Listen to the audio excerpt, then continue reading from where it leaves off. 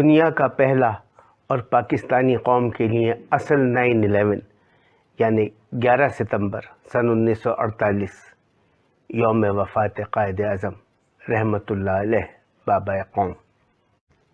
یہ دن اس عظیم شخصیت کا یوم وفات ہے جس نے بر صغیر کے مسلمانوں کو ایک علیحدہ شناخت اور پھر ایک علیحدہ وطن کا تحفہ دیا۔ محمد علی جناح کو ان کی مدبرانہ صلاحیتوں، سیاسی بصیرت، فہم و فراست اور ولولہ انگیز قیادت کے باعث سن 1937 میں مولانا مظہر الدین نے قائد اعظم کا خطاب دیا۔ آپ کی انتھک محنت اور اللہ کے فضل و کرم سے 14 اگست کو پاکستان بر صغیر کے مسلمانوں کی پہچان بن کر دنیا کے نقشے پر ابھرا، مگر قیام پاکستان کے تقریباً 1 سال بعد یعنی 11 ستمبر سن 1948 کو آپ خالق حقیقی سے جا ملے۔ یہی تھا اس صدی کا پہلا 9/11۔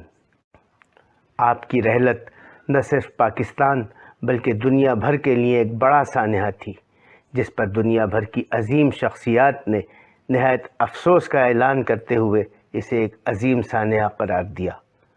قائد اعظم کے قریبی ساتھی اور پاکستان کے پہلے وزیر اعظم خان لیاقت علی خان نے اس موقع پر کہا، اللہ تعالیٰ نے قائد اعظم کو ایک ایسے وقت میں ہمارے درمیان سے اٹھا لیا ہے جبکہ ہمیں اپنے قومی اتحاد اور بقا کی دشوار ترین مراحل میں ان کی رہنمائی کی ضرورت تھی۔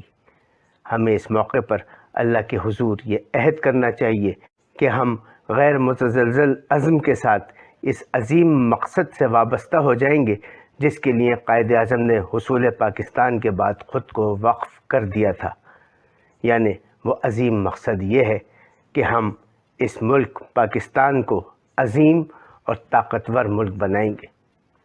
پاکستان زندہ باد۔